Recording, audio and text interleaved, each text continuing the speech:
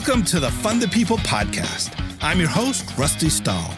I'm president and CEO of Fund the People, where our mission is to maximize investment in America's nonprofit workforce. We give funders and nonprofits cutting-edge ideas, research, and tools to help drive equity, effectiveness, and endurance in the social sector. So let's start the show. Welcome, everybody, to your Fund the People podcast. It's great to have you here. We've got a really interesting conversation for you today. Our guest is Cary Sparrow. He's a business leader and engineer who has taken an entrepreneurial approach to creating some important innovations in tech and jobs. He founded a group called WageScape in 2015 with a vision of bringing transparency to the labor market. And we're going to talk about what WageScape does and what you can get from it today. Prior to founding WageScape, Cary served as vice president at Cargill, the largest privately held company in the U.S., and he was responsible for upgrading the global workforce management infrastructure, including technology, processes, data, and organizational structures. Prior to Cargill, Cary was a principal and global practice leader at Willis Towers Watson. He's also a veteran of the United States Navy, where he served as an officer on nuclear fast attack submarines. And he has a master's in management from the Kellogg School at Northwestern and a master's in systems engineering with focus on AI and neural network control systems. Cary, thanks for being here with us today on the Fund the People podcast. Hey, it's my pleasure. Great. You're an unusual guest for us here because you're not a nonprofiteer or a philanthropy person, but I'm really glad to be talking to you. Tell us a little bit about WageScape. Why did you start it and what does it do? Well, we'll start with what it does. We track what's happening with hiring and pay, the demand for jobs, the availability of talent, how much is getting paid and for what jobs on a real-time basis. And that means that we take a look around the world, over 200 countries every single day, and we track as many jobs as we can. In the U.S., that amounts to about 95% of all job openings we track every day.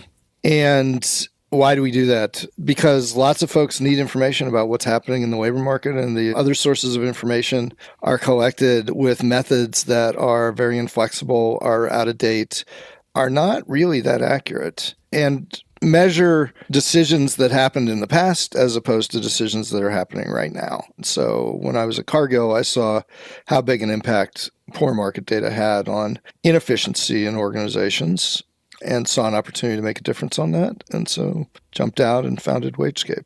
When you say the ways of tracking job salaries or other things about jobs are not flexible or are looking back instead of present day, can you tell us more about that problem? What are the ways that this has been done traditionally? Sure. I'll focus on pay because that's an area that we are particularly good at, is understanding what's happening with pay right now. If you want to know how much to pay a job in your area, there's a few sources you can go to, but where the information comes from typically is a set of tools called salary surveys. And these are surveys that companies fill out that describe for all their jobs or some of their jobs how much they're actually paying their employees. For compliance reasons, these surveys have to be conducted by a third party. Mm-hmm. And the process for collecting that information generally starts in the springtime. It's an annual process. In some cases, it's updated semi-annually, but it typically starts in the springtime. The results are available late in the third quarter. So if you think about that, the data that's being collected in the springtime reflects pay decisions that were made in the last budget cycle. So anywhere from 6 to 12 months prior to then. And by the time you actually see them, there's another 6 months that goes by. And so, you're looking at the results of decisions that are anywhere from 12 to 24 months old, typically. Now, you are looking at what people are actually getting paid, not by name, obviously, but, you're looking at their rates. But that also doesn't help you if you're hiring, because in order to understand what you need to pay, you need to understand what you're competing against. And what you're competing against is not what some other company's employees are actually making. You're competing against what those other companies are offering to pay their employees. So that's where there's weakness in the available data. Now, in the past, it really wasn't that big of a deal. All through my career, the typical wage inflation was anywhere from 2.5% to 4%. It was relatively low, and typically around 3%. And in that kind of environment, you're not changing very much. There's not a lot of volatility. When the pandemic hit, that was completely wrong. There was huge volatility and huge wage inflation that companies were resorting to in order to get the talent that they needed or keep the talent they have from walking down the street to somebody else. And that kind of opened the floodgates, right? There's all kinds of other intelligence you can get by looking at real-time data that I can get into. But as it relates to pay, the market for pay went totally out of bounds in 2020. And as a result, you've got pay situations now that are not predictable and not averageable. So you could see salary surveys or economic surveys that say that wages are going to go up 4.5%. That really doesn't tell you anything actionable. That doesn't tell you what you need in order to hire an HVAC technician in Cedar Rapids, Iowa, what you need to offer to pay them. You need a different source of information on that. And that's how granular things are getting. You have to know for every type of job you're hiring, in every location you're hiring, what's going on with pay in that location, because that's what you're competing against.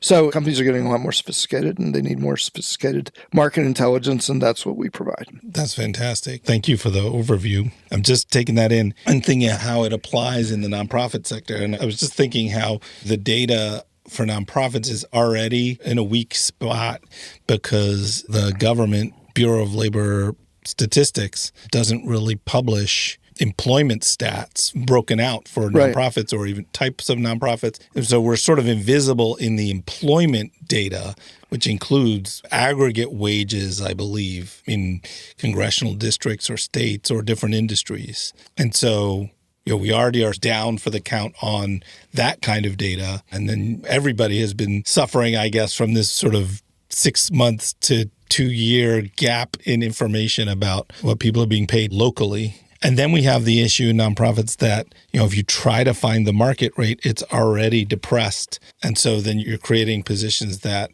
are underpaying people because everyone else is already underpaying people. So the data I've seen is that we're underpaying by about 30%. If you compare a similar job with similar responsibilities in other industries that are not nonprofits, like government. It was a similar situation at the start of the pandemic, and then it set the stage for how things are now, where prior to the pandemic, companies, as they were advertising jobs and recruiting people, they didn't effectively market their whole package of what they were offering. Now, I think nonprofits actually do a much better job at this because they're mission driven and the mission comes first. And you know that going into the nonprofit, that's what you're contributing to. And you also know, and nonprofits can say that they're never going to be competitive with the highest wages in the market, right? But as soon as the pandemic hit, it became clear that companies were starting to throw lots of money at people. The majority of companies said, we can't afford to throw lots of money at people and compete. So what did? They started significantly emphasizing their whole package, what it was like to work there, the culture, the benefits that they got. I mean, it's a really noticeable shift that less than 5% of companies included any kind of statement around benefits prior to 2020 in their job ads. And by the end of 2020, that number was over 50%. Wow, that's a huge change. They clearly got the message that you got to compete on multiple fronts. And I think nonprofits have been doing that forever. So are clearly better at it, at putting the mission in front. But nonetheless, especially in an environment where we are still feeling the effects of inflation, not just wage inflation, but actual inflation. And folks are a lot more sensitive to what it takes to put food on the table and keep the lights on and a roof over their head. And so, especially with jobs that are perhaps lower paid, the organizations have to be more sensitive to what's going on with actual pay. And there's only so much that you can discount a job and still expect people to come and want to fulfill that job or stay in that job. We saw an awful lot of folks that left their jobs for better opportunities, and that's still very much going on. In today's economy, we've got another set of situations where there's not nearly as much churn in the jobs. as there was. And so I guess the good thing for employers, nonprofit and otherwise, is that folks are much more reluctant to pull up stakes and go take a position somewhere else. And organizations, while they post open jobs, are a lot slower at hiring for those jobs than they were even, a year and a half ago. So things have really slowed down. People talk about kind of the K economy, where things feel like they're going down for a big part of folks. But for folks that are more affluent or higher paid, you're seeing strong indicators in the economy. That's a real issue. And for nonprofits, that has implications for funding, obviously, but it also has implications for how you need to manage your employees. And I think it's bad news in general, but probably good news for organizations that right now employees are generally less likely to leave a job that they have. Yeah. I feel like every survey of nonprofit workers, people say, yes, I'm considering a new job or I'm considering leaving the sector. But people get frustrated with conditions in their workplaces and with the challenges of these jobs. But there's actually a pretty good amount of loyalty to the field. It takes a lot to switch jobs. I mean, in the past, the conventional wisdom was people never left for better pay. They always left because of culture or managers or occasionally career opportunities. But even that, it takes a lot to get people to switch. Not so anymore. Folks, I think, are just way more sensitive to ensuring that they have a stable income and that income is going to continue to meet their needs even as prices continue to go up in the country. Mm-hmm. And so you got to stay on top of what the market's paying, and you have to engender trust that you're looking out for your team in every way. But it takes a lot to get somebody to leave, and the worse the economic outlook is, the more likely they are to stay. And I think that's some of the situation that we're in right now. And we're recording this in early February of 2026. By the time the audience is listening to it, maybe things will have drifted one way or another. But I think there's a fair amount of nervousness that is guiding individual employee decisions right now. And I think there's an opportunity for mission to be even more important than it ever has been. And so for those that can take full advantage of and take initiative on the opportunity, I think there's an opportunity to engender even more loyalty among employees and, frankly, among funders and every other stakeholder right now, because it is a much more difficult environment that we're facing. Yeah, I mean, I think last year we saw more layoffs. I don't know the data per se, but certainly there was this huge change in the environment that had been fairly stable in terms of government funding. And all of a sudden there were all these talented people who, by no cause of their own, were out of work in nonprofits. One of our guests last year said, if funders would step up to support grantees to be able to make hires, there's a lot of talent out there on the market right now. We're seeing that too. There's a lot of talent in general right now. We're hiring, my company's hiring, and I'm amazed at the talent that we have access to. And it's not that hard to compete for it compared to what it was a couple of years ago. And I think that applies across the board. Also, I think that in general, there's a heightened affinity for people to want to find meaning in what they're doing. Now, that sounds like some airy kind of concept, but I really do think that with the turbulence that we're seeing across lots of different fronts, regardless of where you are on the political spectrum, I think folks are seeing that if there's an opportunity to do something that has real meaning for them, that they can still put the roof over their head and food in their kids' bellies. Right. That has a lot more appeal than things like career advancement. I think that meaning is overtaking career considerations. Interesting that you're seeing that. So tell us more about what folks can get from WageScape. Like, what do you offer? How does it work? We sell our data to other organizations. So we have this massive data set that feeds from nearly 1 million different sources of information every day. It's huge. It's arguably the largest source of real-time market intelligence there is.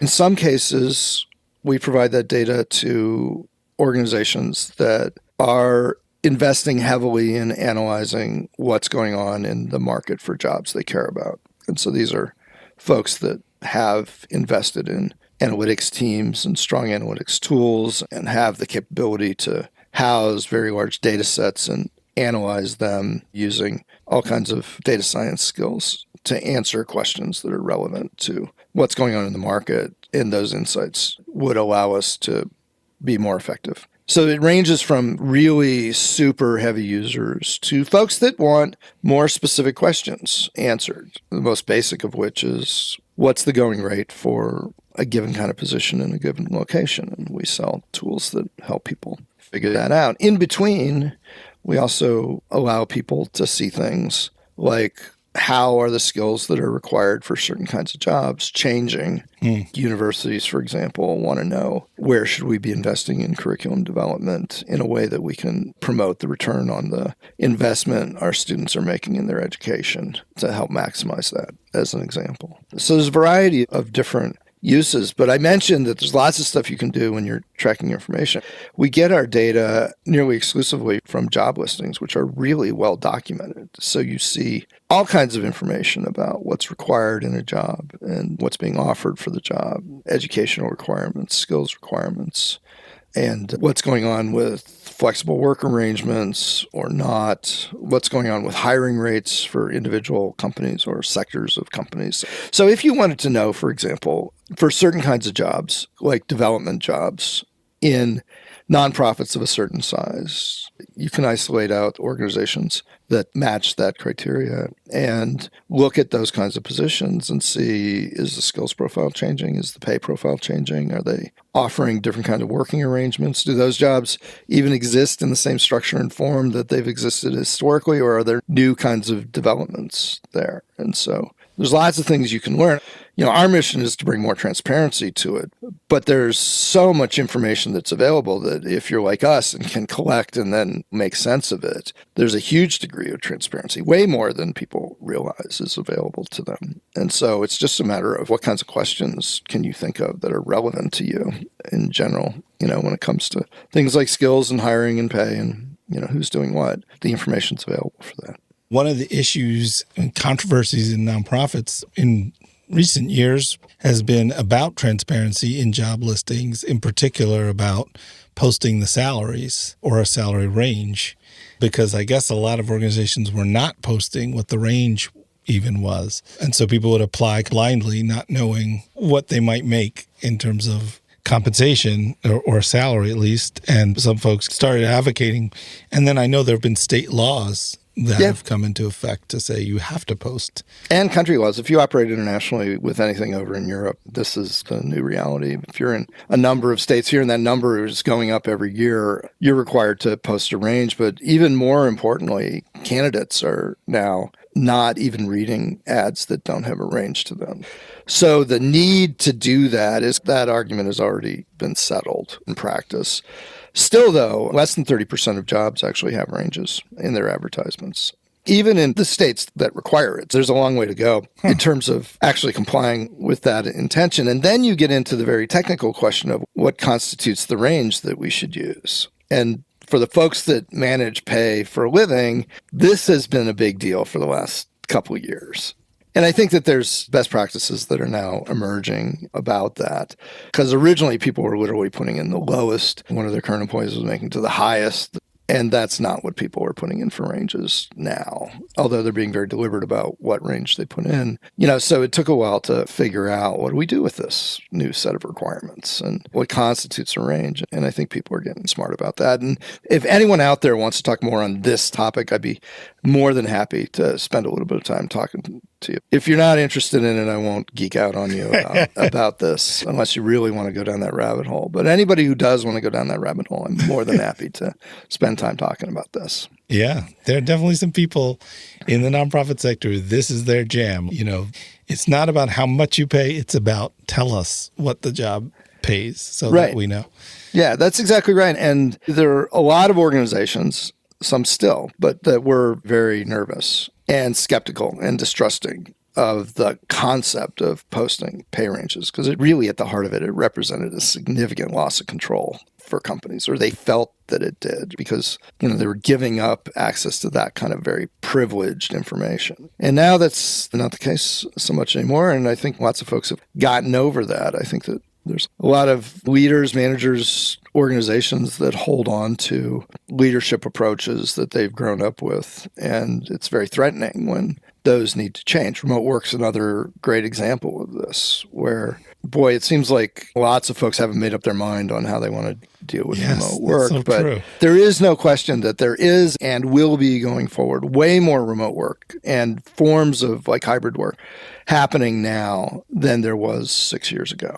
So I think that horse has left the barn. Even the companies where you see the headlines that they're bringing everybody back to the office, I think they obviously have reasons for doing this. This applies regardless of the kind of organization you have. But it's one of those things, though, where if you've got somebody that has the flexibility to work at home, has the flexibility to handle childcare or elder care, has wardrobe flexibility, doesn't have to worry about commute times and commute costs, doesn't have to worry about wardrobe costs to the same extent. And now you're going to tell them that they have to go back to worrying about all those things and they don't get the flexibility that they want. You're just taking away, back to the point of you've got to lean into kind of the full package that you've got.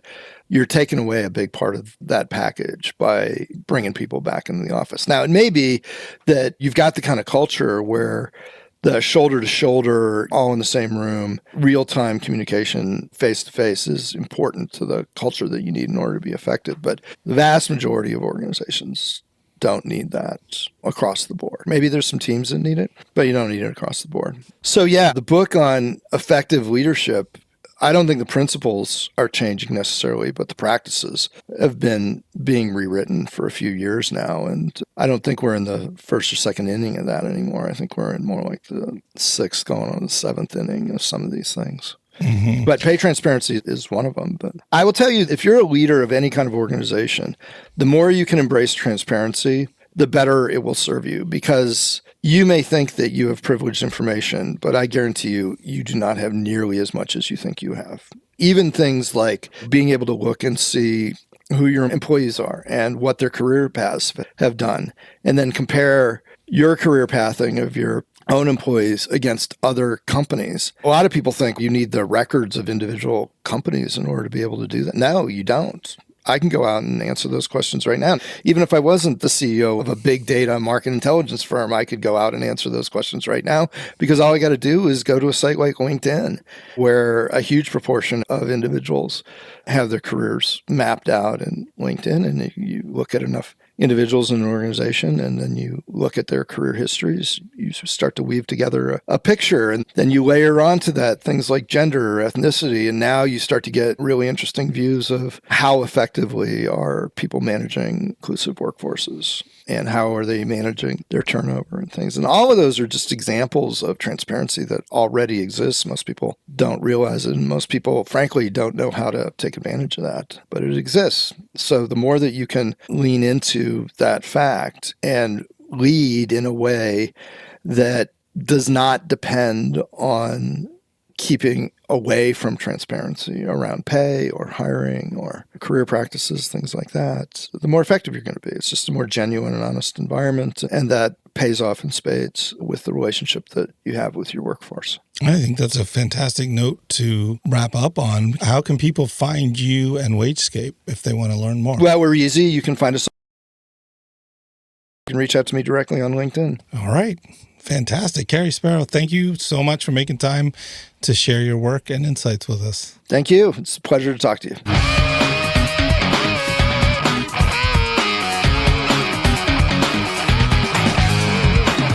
Thanks for listening to the Fund the People podcast. Visit fundthepeople.org and click on podcast to find the show notes and resources from this and other episodes. If you enjoyed today's episode, we'd really appreciate a 5-star rating and a quick review or comment in your podcast app of choice. It helps more people to find the show. To get the extended version of this interview, plus lots of bonus content, I invite you to join our Patreon community. Visit patreon.com/fundthepeople to subscribe today. Thank you for the work you do. Remember to keep your tank full, take care of yourself, and take care of one another.